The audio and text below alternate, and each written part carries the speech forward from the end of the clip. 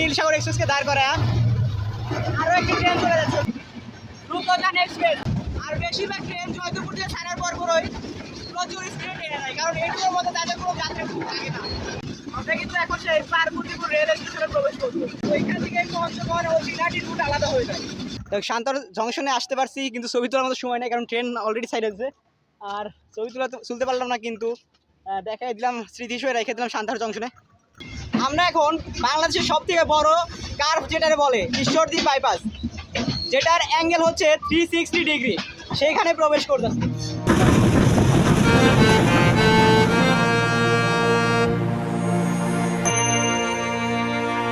ভাইরে ভাই, আজকে আমরা যাচ্ছি উত্তরবঙ্গের শেষ জেলা পঞ্চগড়ে, তাও আবার নীলসাগর এক্সপ্রেস ট্রেনে। আর নীলসাগর এক্সপ্রেস ট্রেনে কিভাবে যাবেন সে সম্পর্কে সকল বিস্তারিত তথ্য থাকবে আজকের এই ভিডিওতে, তাই ভিডিওটি না টেনে পুরোপুরি দেখার অনুরোধ রইল।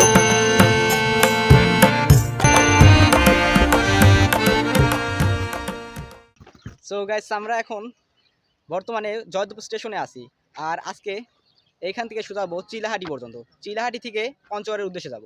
তো আজকে আমাদের ট্রেন হচ্ছে নীলসাগর এক্সপ্রেস, যেটি এইমাত্রই জয়দেবপুর প্রবেশ করবে। বেশ বেশ কিছুটা দূরেই আছে, মানে ট্রেনের হর্ন আপাতত মানে বুঝতে পারতেছেন, শুনতেই পারতেছেন। যাই হোক, তো অল্প কিছুর মধ্যে প্ল্যাটফর্মে প্রবেশ করবে, তারপরে আমরা সোজা ট্রেনে উঠে চিলাহাটি পর্যন্ত যাব।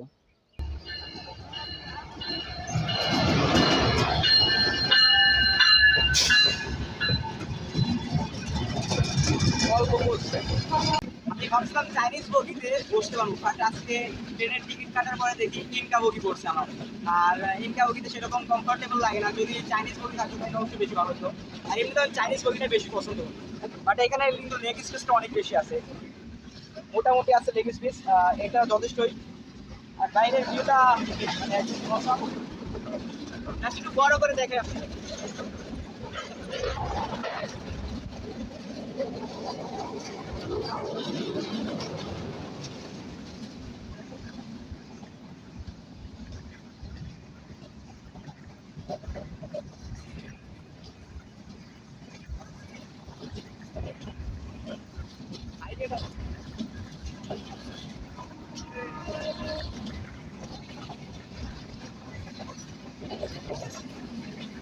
আমরা কিন্তু লাইট ক্লিয়ার অনেক এখানে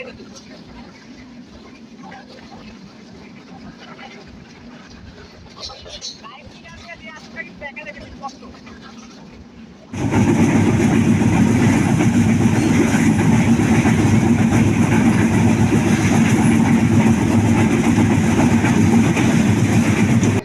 জয়দেবপুর স্টেশন থেকে ছাড়ার পর নীলসাগর এক্সপ্রেস ট্রেনটি কিন্তু বিশাল গতিতে ট্রেনে যাচ্ছে, মানে তার চতুর্থ যাত্রা বিরতির উদ্দেশ্যে।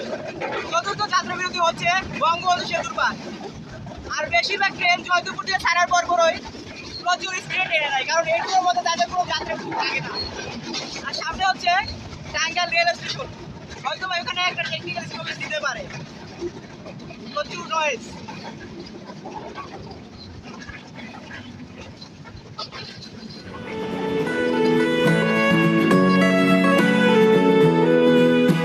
ঢাকা থেকে সকাল 6:45 ছেড়ে আসা নীলসাগর এক্সপ্রেস ট্রেনে জনপ্রতি 640 টাকা দিয়ে সহজেই যেতে পারবেন নীলফামারী জেলার চিলাহাটি রেল স্টেশনে। এবং চিলাহাটি স্টেশন থেকে খুব সহজেই দিনের আলো থাকতে থাকতে পৌঁছে যাবেন হিমালয় কন্যা কাঞ্চনজঙ্ঘার পঞ্চগড় জেলাতে। এবং তার সাথে সাথে দেখতেও পারবেন বাংলাদেশের সর্ববৃহত্তম ভয়ানক যমুনা সেতুকে, যার এক প্রান্তে তাকালেই মনে হবে আমাদের নীলসাগর এক্সপ্রেস ট্রেন যেন পানির উপর দিয়ে চলছে। এছাড়াও দেখতে পারবেন বাংলাদেশের সর্ববৃহত্তম কার্ভ ঈশ্বরদী বাইপাসকে। যাই হোক, কোনো রকম সকালবেলা ঘুম থেকে উঠেই হালকা পাতলা নাস্তা করে বেরিয়ে পড়লাম নীলসাগর এক্সপ্রেসে করে চিলাহাটি হয়ে পঞ্চগড়ের উদ্দেশ্যে। এবং আমাদের ট্রেনটি কারেক্ট 4টাতে পৌঁছানোর কথা থাকলেও 1.5 ঘন্টা প্লাস বিলম্ব নিয়ে চিলাহাটি রেল স্টেশনে প্রবেশ করে।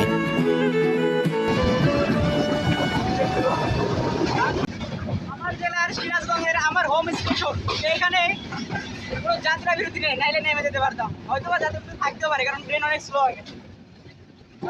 যাত্রা বিরতি দেওয়ার কথা না, এখন দেখি যাত্রা বিরতি দেয় কিনা।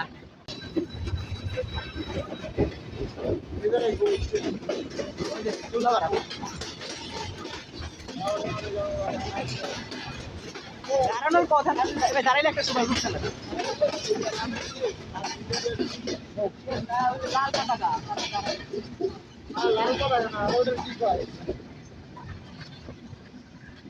ওটা দেয় যায় কি জানি কয়। এ ভাই মাইক্রোফোনের অবস্থা, সে আমি একটু শিমুলেট ধর বুঝতে। এখানে দাঁড়ানোর কথা ছিল না, তারপরে হয়তো দাঁড়াতে পারে ট্রেন, কারণ হয়তো কোনো ক্রসিং হয়তো মানে ওই সাইড থেকে কোনো একটা ট্রেন আইবো, যার জন্য হয়তো দাঁড়ায়, বাট এখনো শিওর না, অনেক স্লো আছে।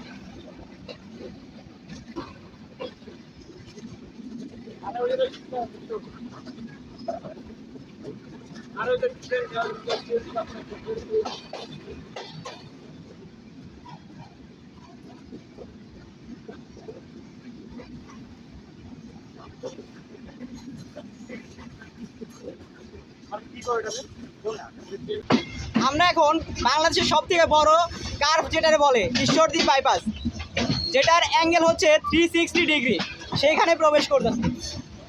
এইখানে অবশ্যই আমাদের ট্রেনটা দাঁড়াবে না, তারপরেও রানিংয়ে যাইতেছে, তার জন্য দেখায় খুব ভালো লাগতেছে। আর একবার জাস্ট দেখুন যে কত বড় কার্ভ, মানে এই প্রান্ত থেকে ওই প্রান্ত পর্যন্ত একদম দেখা যাইতেছে।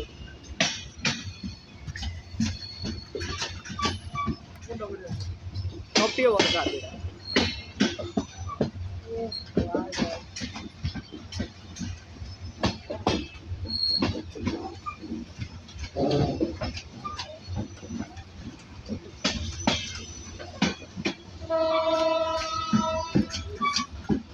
এছাড়া আখাউড়া জংশনের কিন্তু একটা কার্ভ আছে, কিন্তু ওইটার থেকে এটা সবচেয়ে বেশি বড়, যার জন্য এটার অ্যাঙ্গেলটা বেশি 360 ডিগ্রি হওয়ার কারণে ট্রেন অনেক স্লো যায়, না হলে ট্রেন উল্টে যাওয়ার সম্ভাবনা থাকবে।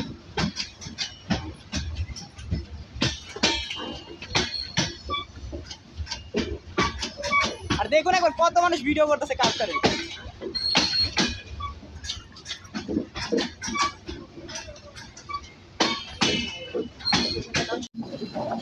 ঈশ্বরদীর বাইপাস থেকে কিন্তু ডাবল লাইন শুরু হয়, মানে এখান থেকে আপনি ডাবল লাইনে ডাবল লাইনে ক্রসিং করতে পারবেন, তাছাড়াও বিভিন্ন এখান থেকে আসলে সুন্দর শুরু হয়।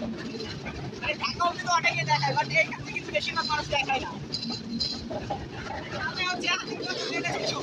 তারপরে আব্দুলপুর, তারপরে নাটোর, কিন্তু আমাদের নাটোরে গিয়ে ক্রস করে যাচ্ছে।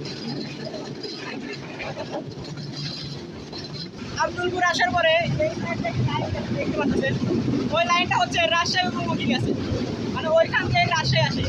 আর ওটা সম্পূর্ণ ব্রড গেজ লাইন, একটা ডুয়েল গেজ লাইন। ওই দিক থেকে গেছে রাজশাহী, এটা হচ্ছে রাজশাহী লাইন, আলাদা হয়ে গেছে।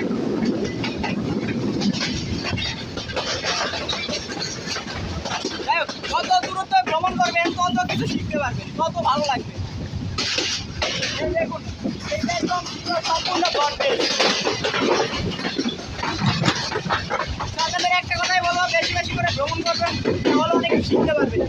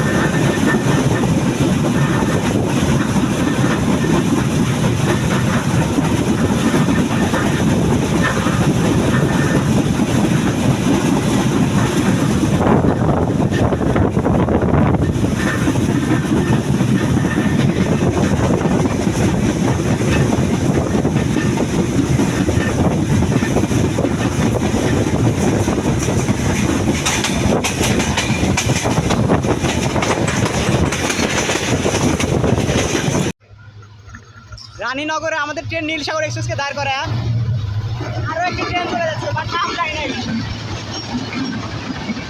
দ্রুতযান এক্সপ্রেস। রানীনগর আমাদের ক্রসিং মানে গাড়ি ফালায় রেখে চলে যাচ্ছে, দুইটা ট্রেন একসঙ্গে দেখুন।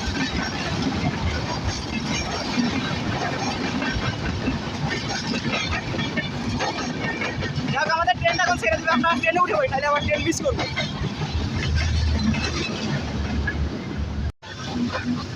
1 ঘন্টা প্লাস বিলম্ব নিয়ে, মানে প্রায় 1.5 ঘন্টার মতোই সান্ধার স্টেশনে প্রবেশ করতেছে, অথচ সান্ধার স্টেশনে প্রবেশ করার কথা ছিল 12:35-এ। অনেক লেটে চলতেছে, কারণ ঢাকা থেকে আজকে সব ট্রেন লেট করে থাকছে, যেহেতু কালকে বিদ্যুমের একটা আন্দোলন ছিল তার জন্য। আর বিদ্যুমের আন্দোলন কি লেগে হয় জানি না আমি সঠিকভাবে এখনো, যদি জানতে পারতাম তাহলে অবশ্যই জানিতাম। আর সামনে একটা ট্রেন দাঁড়ায় আছে, আর সান্তার জংশন কিন্তু আকার আকৃতির দিক দিয়ে অনেক বড়। সান্তার জংশনে আসতে পারছি, কিন্তু ছবি তোলার মতো সময় নেই, কারণ ট্রেন অলরেডি সাইড আছে। আর ছবি তুলতে পারলাম না, কিন্তু দেখাই দিলাম, স্মৃতি হিসেবে রেখে দিলাম সান্তার জংশনে। সান্তাহার স্টেশনটা কিন্তু অনেকটাই সুন্দর, মানে এরকম স্টেশনে এরকম প্রথমবার মনে দেখলাম এত সুন্দর একটা স্টেশন। এক পাশে দুই পাশে প্ল্যাটফর্মগুলো অনেক বড় বড়, তারপরে গাছের ছাউনি আছে মাঝখানে। বগুড়া জেলা, আর এটা হয়তো বা বগুড়া জেলার মধ্যে পড়ছে, আমি সঠিকভাবে জানি না। যাই হোক, সান্তাহারে নেক্সট টাইমে আবার আসবো। এখন সামনে স্টেশন যাই।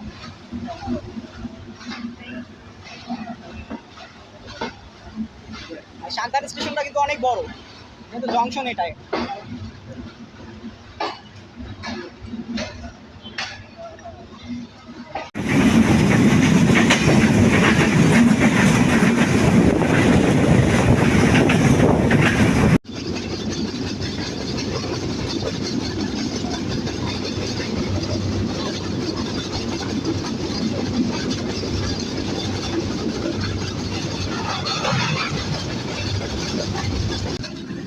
আমরা কিন্তু এখন সেই পার্বতীপুর রেল স্টেশনে প্রবেশ করছি, যেটা লোকোমোটিভ আর কি চার্জিং করা হয়, সব কিছু লোকোমোটিভ সিস্টেম আরও বিশাল হাবিজাবি কাজ করা হয় এই পার্বতীপুর জংশন। তাছাড়া পার্বতীপুর জংশন কিন্তু অনেকটা বড়, আর ওইখান থেকে পঞ্চগড় ও চিলাহাটির রুট আলাদা হয়ে যায়, সেটাও আপনাদের দেখাবো। আর আমি কিন্তু আজকে চিলাহাটি হয়ে পঞ্চগড় যাচ্ছি। আপনারা চাইলে একতা এক্সপ্রেস কিংবা দুর্গের এক্সপ্রেসে পঞ্চগড় যেতে পারেন। সামনে হচ্ছে পার্বতীপুর রেল স্টেশন।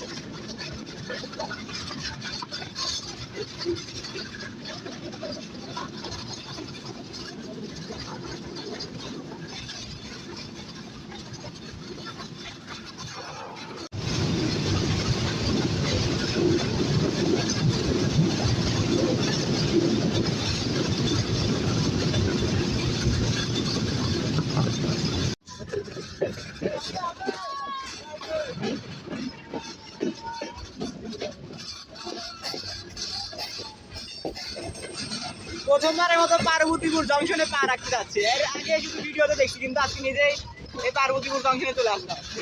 আর এখান থেকে কিন্তু বিভিন্ন রুটে আর কি ট্রেন চলাচল করে, এখান থেকে বাঁকা বাঁকা হয়ে যায়, মানে এক এক রুটে এক এক ট্রেন চলে যায়। সামনে সেই পার্বতীপুর জংশন।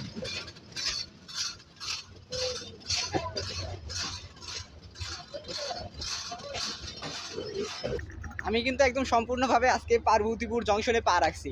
মানে এর আগে অনেক দেখছি যে অনেক ব্লগার বা কন্টেন্ট ক্রিয়েটর ভিডিও করতে আসে পার্বতীপুর জংশনে, বাট আজকে আমি নিজেই নামছি। আর এখানে কিন্তু অনেকগুলো প্ল্যাটফর্ম আছে, তারপর অনেক অনেক ট্রেন আছে, আর সামনে হয়তো লোকোমোটিভ শেডিং না কি যেন বলে, যে ওটাও আছে, আরও বিভিন্ন কিছু আছে। এই যে পার্বতীপুর জংশন, আর আমাদের নীলসাগর এক্সপ্রেস ট্রেন দাঁড়াই আছে, কিন্তু আমাদের বগিটা এখনও মানে আর কি প্ল্যাটফর্ম পায় নাই, যার জন্য এখানে এসে আর কি ভিডিও করতেছি। যাই হোক, আমরা সামনে যাই, দেখি সামনে আর কি আছে। আমার হয়তো সামনে গন্তব্য শেষ হয়ে যাবে, কিন্তু আজকের ভ্রমণটা করে সত্যি অনেক ভালো লাগছে। আপনারা যদি পারেন একবারে হলেও পঞ্চগড় যাবেন, হয়তো চিলাহাটি এক্সপ্রেস এখানে বেশি ভালো হবে, কারণ দিনের ভিউটা দেখতে পারবেন। আর এইখানে অনেক ফসল আবাদি ফসল চাষ হয়, যার জন্য অনেক সুন্দর দেখতে। প্রচুর ধুলাবালি যেতেছে, কথা বলে যেতেছে। আমরা সামনে স্টেশন নেমে বলবো, কারণ পার্বতীপুর দিয়ে ছাড়ার পর বেশি একটা লেট করে নেই। সামনে হচ্ছে চিলাহাটি রেল স্টেশন, ওইখানে নেমে আরেকবার দেখুন যে এদিকের আসল ভিউটা কেমন।